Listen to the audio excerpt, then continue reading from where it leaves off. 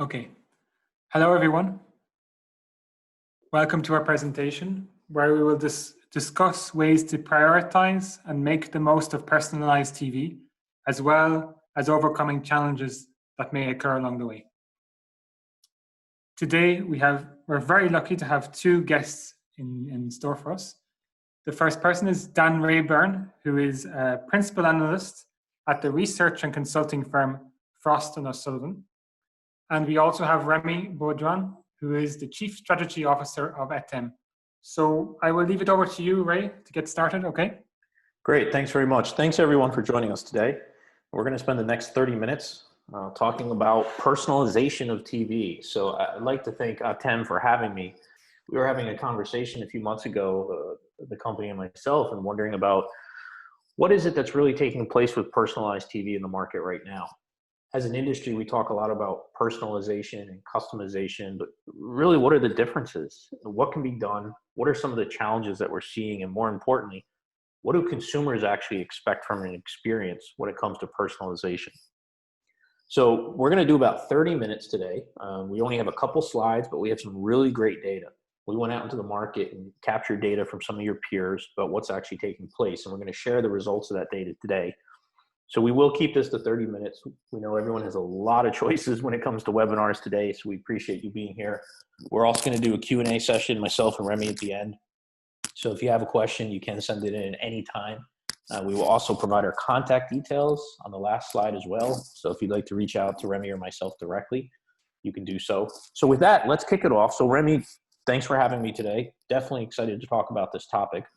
Why don't you just give folks an overview very quickly of the three pieces that we're going to focus on today with the data? Sure. Thanks, Dan. And thanks for being with us today. We are excited about it. So let's set the ground. We have 30 minutes together to discuss about personalization for streaming. So what do we call streaming? We are talking about broadcasters, content providers, publishers, why not CPGs company, having video services and reaching customer directly, what we call direct to consumer. So they are reaching out people on smartphones, tablets, PCs, any screen through application, and they offer videos onto this app. These customers or these providers aim to customize their stream. And what we mean by customization is actually two things. One is about how they can monetize it. So we will discuss the various priorities and challenges when it comes to dynamic ad insertion, change on the fly, the commercial that you can see, depending on your geography, depending on your taste or various aspects. So that will be one angle that we will be discussing. The other angle about the personalization is really the customization.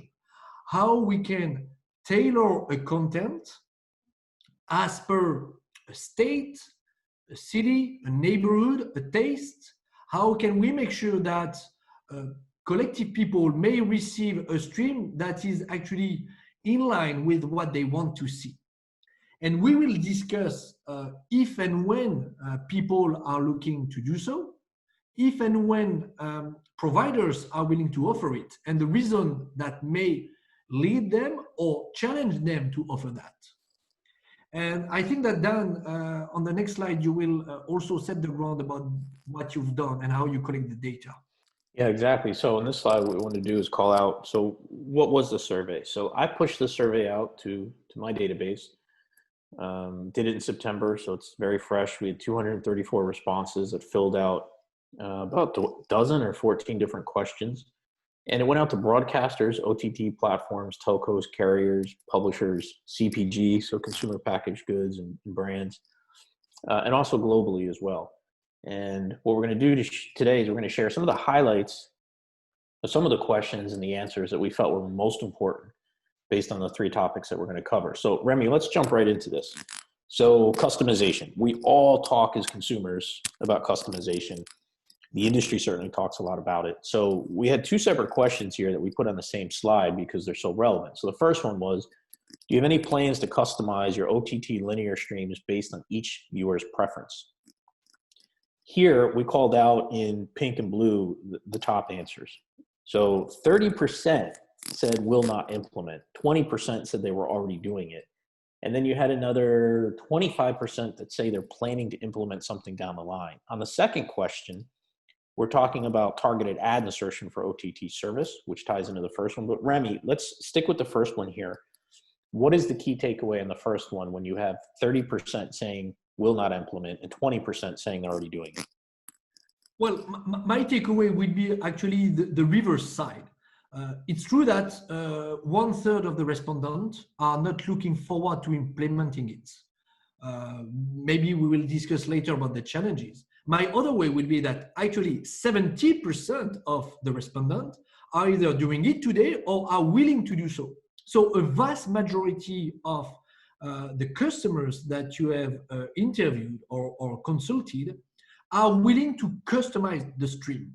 Yeah, that's the way I look at it too, is there's a 50% opportunity in the market here for companies that aren't already doing it. And just imagine what percentage of the 30% that say they won't implement it might change their mind in the next year or two.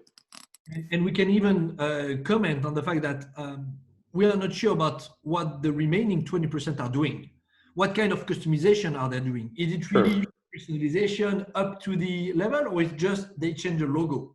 So I think there is also a big opportunity over there. Yeah, agreed. And then, so the second question ties into the first one. If we're talking about customization and truly customizing it for the user, hopefully you can then do better targeted ad insertion if your service is based on ads and pushing ads. So on that one, we asked, do you have any plans to do targeted ad insertion for the OTT service? So 30% said planned, but no target date. So 30% want to do it. Another 20% on both of them said already doing it or planning to roll it out.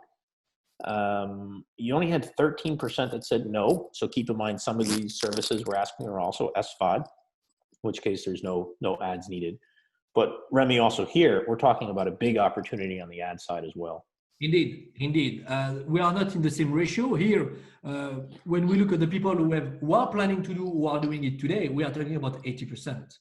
So here it's a vast majority. I fully agree with your comment on the SVOD. We know that the SVOD market is a bit particular because you have SVOD and AVOD. And I would say by philosophy, the SVOD market or SVOD provider are not really willing to do so. So they may affect the poll on that subject.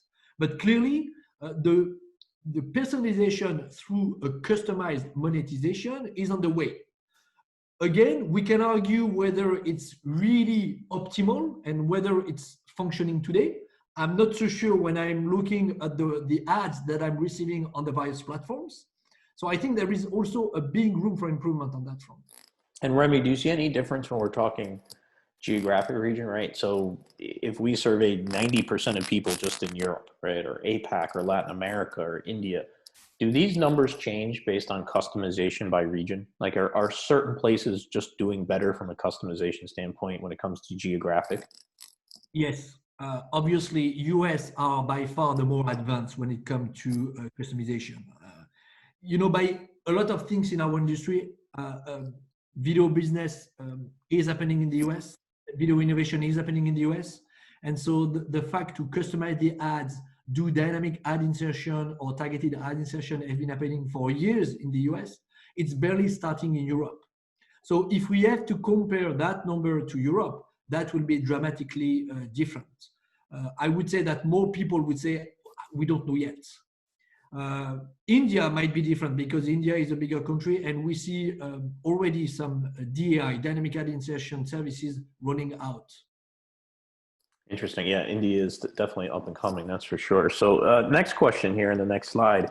We wanted to find out how people really sort of interact with content. And I thought some of these were questions that were interesting that Ateme came up with because frankly, I'd never seen them asked in the market before. The first one, do your viewers care about that advanced experience with choices like choosing camera angles or their own sound mixing? Pretty interesting. I hadn't really thought about that. So clearly some others haven't as well, because look, the number one answer is 30% said don't know. That's interesting. 23% said they don't think they care. The key word there is they don't think, but they don't really know. And then you have a small percentage say that they know they're not interested based on a survey, but that's down to 13 and 15%. So Remi, what's the key takeaway there? The key takeaway is actually we have to get back to the roots of television. Television is by essence a passive experience. Television is not gaming. When you watch a content or you watch television, you are here to rest or you are here to get some information, but you are not here to be active. When you play a gaming console, then you play. When you watch television, you are seated and then you watch, as I said. So you are not supposed and you are not willing to have an active choice. You are paying for people to do that for you. If I'm watching a football game, I want the producer, the filmmaker, to find the best angle. That's not my job. I don't want to choose. And that's the same for the sound. So there are someone who is in a better place to do that choice for me. And on my side, I want to enjoy the show. And I think that this first pie, and we will get back to the second pie later, this first pie show the fact that people do not want to be active when it comes to personalization. Yeah, and I think it also really depends on what the type of content is as well, right? So think live is an example, and I mentioned live because question 2 in this slide is: are you interested in offering multi-storyline content where viewers can select different story endings? Well, that wouldn't be the case with live. That wouldn't be the case with sports. Probably wouldn't be the case with reality shows. Interesting though here that 42% say they're not sure. Really, they don't know. 30% say no. 27% say yes. The question is, why are they not doing it? Yeah, indeed. It seems to be a good idea, to be honest. And we know that famous SVOD platform have tried to do so, but the success is not there. And I think that we have to think about the experience. It's different to have a multi-storyline when it comes to reading a book, as opposed to the content experience, where you monopolize the eyeball, you monopolize the sound, you have the full attention. It's not, you don't want to have, again, this kind of active personalization. There are screenplay writers. There are people who think about the best climax for the movie, and you want to trust them. And I think, again, it's the common denominator that they don't want to have an active personalization way. Yeah, agreed. So we talked a little bit about data collection. We actually had a couple questions on this, and this is the one that we highlighted just in terms of, would you be interested in collecting data on user behaviors during ads? So for instance, how long do they watch the ad? Some of those basic things we know that some are already collecting, although it's incredible how many aren't. But also things like, do they mute it, minimize their windows? And I think what's interesting, I'll just highlight, is that I don't know of a single company anywhere in the industry, broadcaster, content owner, AVOD, OTT provider, even a news site, CNN, who has ever shared publicly what percentage of all their ads get closed, stopped, paused, muted. No one ever says. And keep in mind, so many ads are autoplay as well. So we don't really have any data on that in the market, which is a shame, but interesting here in that you really have a third. 28% saying doing it, some saying not interested.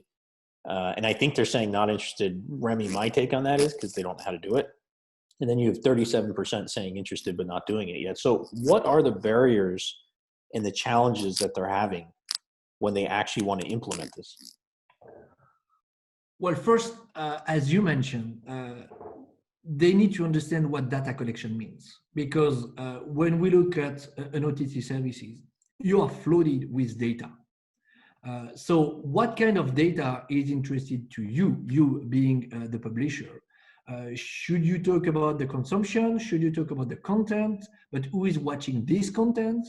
So that's a first barrier, just to understand which data you should collect. The second one is obviously depending on the countries, the laws. Because depending on the region, depending on the continents, you may have some laws that may slow down this data collection or affect the way you will be able to collect and use this data. Even though this is for your own services and you don't share with anyone, these restrictions may may slow down the way you will use these data to personalize your content. And so I think that we are just in the infancy of this, just to see how we can use this data for personalization. Yeah, agreed. Let me have I'm going to do a follow-up question here with you on that now, Remi, because I think it's important. It's one that was sent in to me earlier. Somebody wants to know, why is there such a disconnect between advertisers and the OTT service in terms of the data that's actually being collected? And this is something I do hear where an advertiser will tell me, well, we're buying ads on a certain platform and we tell them the type of data we want collected, but we don't actually get all that data back, or we get it in a different methodology that, yeah, we're not interested in, for instance, latency. We're interested in engagement. Or so why is there still a big disconnect industry-wide? I think that we are talking about two different worlds. We are talking about a world of a brand willing to advertise and who is used to control his ads, being on the billboard or being on paper. Okay, so the brand used to control both their exposure and their image, and now they are providing that to someone else whose job is not to do that. Their job is to maximize the eyeball so that they can sell ad placement.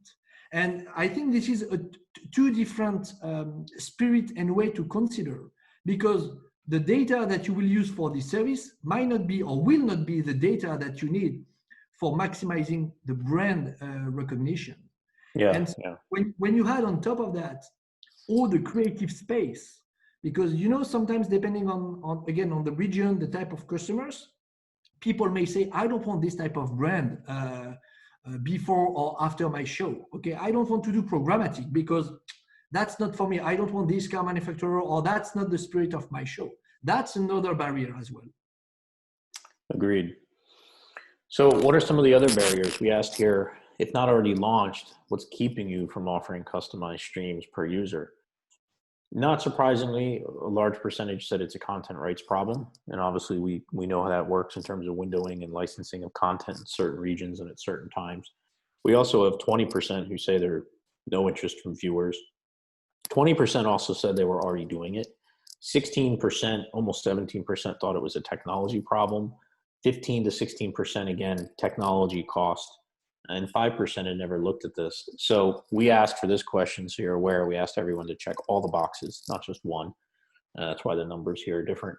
So Remi, what's the key takeaway here? Key takeaway is back to a bit the same topic as the previous slide. The technology is not the one preventing. At some point, we know how to collect data. The problem is, how can you bridge the gap between an audience, if not a global audience, a brand, the market on which the brand wants some exposure, and the creativity.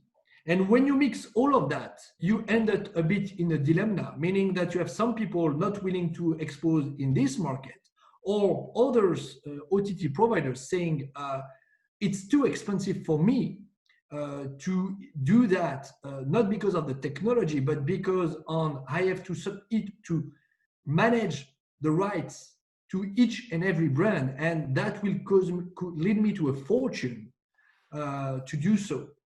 So that's, again, the fact that technology is not the issue, but more the behavior of the people, the mindset of the people, saying that they need to sit down and say, okay, we have a brand to expose, we have a D2C service. How can we make sure that we can talk to each other, reasonably speaking, so that you lower the fee, we manage the expectation and the data, and then we can have a win-win situation. Yeah, agreed. And I think what highlights that is the question too that we asked here. If you're not already offering it, what's keeping you from doing targeted ad insertion? As an industry, we talk a lot about the technology, but to your point of what you just answered, 16.4% say it's a technology problem. That's a very small percentage overall. It is very small. I mean, it's quite scattered when you look at all responses. It really is. Now we're going to do one or two more slides, and then we're going to jump into questions. So if you have a question, please do send it in. We already have some questions coming in, which is great. So we'll get to those in just a few minutes. So then we asked about multi-screen delivery. So obviously there's a lot of fragmentation in the market. There's a lot of different platforms and devices that companies have to deliver video to that provide different experiences based on what the limitation is on that platform. So we asked here about multi-screen delivery specifically tied to DRM. And we asked, what are the top 3 devices you would target for a customized experience? Tablet and phone, not really surprising that those came up very high. You can see streaming box was down at 21%. Remi, what are you seeing in the market from customers in terms of, and obviously it's different based on geographic region. We talked about India, for instance, earlier. That's mobile's booming there. Yeah. But what are you seeing are some of the most popular platforms and the reason behind them for the customer? Clearly, this poll has zero surprise for me. I mean, tablet and smartphone are by far the most demanded one by the customer. So we are talking to leading content providers or service providers going over the top, and 9 out of 10 say, okay, I want to reach that tablet or I want to reach that smartphone with this OS, with this DRM, and that would be a good segue for the next question. The rest, it's starting. Obviously, connected television is more and more demanded and requested by the customer, especially because it does provide, or it does combine the previous experience, the previous software experience with the over-the-top experience. The rest, I would say, is diminishing. The really tablet, phone, and connected television are leading the pack of OTT consumption. And a follow-up question, Remi, I'm just thinking of this now. We've got new console launches from Sony and Microsoft next month, right, in November. Do you think with PS5 and new Xboxes out that potentially gaming consoles over the next year get bumped up higher to the top of the list? Now, we don't know from Sony or Microsoft how many they're producing. They haven't said how many they're trying to make or their target goals. But do you think new console launches changes how somebody would respond? At some point, yes, because at some point when you will purchase the new gaming console, you may think about how you will not only purchase the console, but also refurbish your entire entertainment system. So television, your additional box, be it a Roku or an Apple TV or whatever. And then you will say, okay, I need that television or I don't need that supplement box because I will have the gaming console. Makes sense. That will impact the 4 last rows because tablet and phone will be still on top because of the nomad aspect, the fact that you can consume while commuting or while being on the street. Gaming, the mobility factor, right? On PC or connected television rank. Yeah. So second question that's tied to this, obviously the challenges you're facing, and just to your point, the multi-DRM requirements, right? You got to lock down content so many different ways, and we're talking authentication, we're talking encryption, we're talking DRM if you're actually doing a download, wrapping the file, the complexity of that as well. It is interesting to see, Remi, that 23% say there's no major challenges currently. And the way I look at that is I'm thinking that's probably some of the leading companies in the space who have the resources and the time and the budget to really do this. Yeah, agreed. We were a bit surprised, to be honest, to see that DRM was more complex than the other aspects. We were anticipating that packaging would be an issue, but actually packaging is not an issue.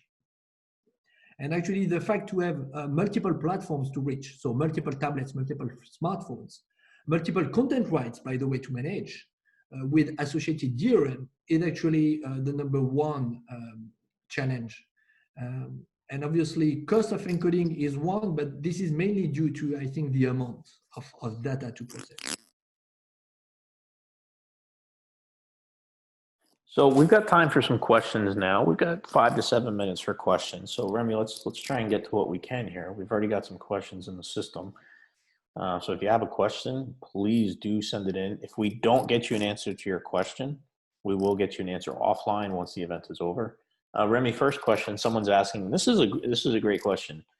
What is the experience of those who have already launched personalized TV? Are their customers happy with it? Do they know the feedback is good? Is it translating into extra revenue or monetization for the content? Do you know of use cases you can talk to? So we know use cases. We can't disclose all the numbers. And by the way, we don't have access to all of them. But for instance, when you look in the US, you have the Weather Channel in the US, who is offering a personalized, regionalized channel as per each and every market. I don't remember, but they have hundreds of local markets whereby they customize their channel to offer a local weather forecast. And as far as we know, they are doing pretty well. So I think that this is they show the path of the personalization. Got it. Another question here on slide 5, we talked about plans to do targeted ad insertion. Somebody wants to know, is the complications of doing targeted ad insertion different for live versus on demand, which obviously is a great question. It is different, obviously. No, you know what? Let me step back. It depends on what we call live. If you are talking about a live event, it's different compared to a live television, because when you look at a show, or when you whatever you look at a show on prime time, this is actually close to live. This is pre-recorded. For this one, it's quite easy to program a new ad and do some dynamic ad insertion. When it comes to a live event, example given, the Super Bowl, and when you want to do targeted and dynamic ad insertion for each and every market, being domestic or being international, then you are adding a challenge coming from the live event aspect of it. So obviously, live event is slightly more difficult than the offline, if I may say, show, whatever this is, VOD or classic television. Having said that, obviously, the money is in the live event. If you can successfully do targeted and dynamic ad insertion in live, for live event like the Super Bowl, you can maximize the exposure, increase the price per minute because the cost per mil will be high, and you will increase your revenue. Got it. We've got a question here from an attendee making a statement and a question. And they're saying that to them, a big constraint they see at the present is the experiences with offering different quality playback capabilities, specifically on connected TVs, when it comes to personalization. They're saying because of all the different streaming formats, multi-period playback, switching the encoding types, is that one of the biggest constraints that you're seeing from customers? Honestly, no. Because I think that all the encoders and the associated CDN technology are flexible and scalable enough now and performing enough to adjust that. You can transcode on the fly, you can package on the fly, you can create multiple ladders because you can have infinite CPU resources based on the cloud. So you can do whatever you want to offer a smooth quality of experience to the end user. Makes sense. All right, let's do 2 more questions. If you jumped into the webinar late, don't worry. We're going to send you a link to the archive soon. And again, if you have a question that we don't answer or just want to follow up, you can see my email and Remi's right there. Please feel free to reach out to us. So 2 more questions, Remi. The first one is personalization, customization, all the stuff that we keep talking about as an industry. I've yet to see any data that talks to what are advertisers actually willing to pay more for targeted advertising, right? Is it a 10% higher CPM? Is it 30%? Are you hearing anything from customers in terms of what their advertisers are saying? Or do you have any indication of what the uplift is from a targeted advertising standpoint when it comes to monetization? So when we talk to various brands, but also various OTT providers, we have the guesstimate, but also the information is that we can run as much as 2x, if not 3 times higher CPM when you compare traditional ads versus targeted ads. In other words, you can increase the price by a ratio between 2 to 3. This is the common numbers and ballpark figures that we have been hearing constantly on the market. And if that's the case, those numbers are really high. I mean, that sounds high to me. That's a high multiple. Obviously, it depends on on what type of content it is and what region you're talking about. But man, that sounds like a high multiple. So Remi, let's do one more. We've got time for one more question here, and it's around the DRM formatting that we were talking about and the challenges there. Somebody wants to know, does this get easier down the line if there's any sort of standards employed from a DRM standpoint, right? There's a lot of different types of DRM today. I mentioned authentication, encryption. There's lots of different ways to do it. Is there anything coming down the line from a standard basis that's going to make it easier to wrap all this content for all these different platforms? There is. I mean, we can talk about the common format, the common encryption format. The issue that I have is that, and you know, I have been in the industry for 15 years. We have been seeing the promise of the unique standard for the past years. I mean, it's always, okay, this standard will be the one, that's for sure. And I'm talking about video, I'm talking about packaging, I'm talking about DRM. So even though there are some committed standard to unify all the DRM, like the common encryption, for other reasons outside of the technology, I'm not sure that, and that's unfortunate, I'm not sure that we will be seeing one format winning all. And that's a bit of a pity, because I think that it will be a gain and win-win for anyone to streamline that part. But you know, sometimes there are illogical technology reasons that leads various formats, various codec, various packages, various DRM, various streaming protocols to exist.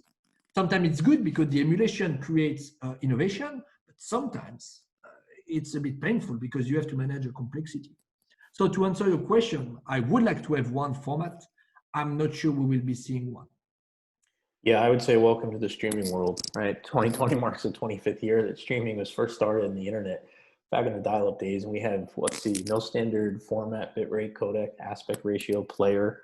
I mean, yeah, we're starting to default somewhat to protocols, but to your point, there's a lot of reasons why we just haven't gotten there as an industry and probably won't, which is a shame because it would make it easier on folks. Well, Remi, I'm afraid we're out of time. We stuck to 35 minutes here, which is great. We answered a bunch of great questions. We have a lot of data here. So if you jumped into the webinar late or you want to rewatch it or get some more of the data, you will get an email with an archive link, so you can actually go and get this. And also there'll be additional data that you'll be able to get from Ateme as well as far as the survey goes. So Remi, thanks for having me. I appreciate the company allowing me to do the survey here and really share that. If you have any follow-up questions for Remi or myself, please do feel free to reach out to us directly. We're happy to answer any questions you have. If there's specific examples you're looking for in the industry too, we'll try and get that to you as well. So thanks for joining us. Today's webinar is now over. Have a great day. Thank you, Dan. Thank you, everyone.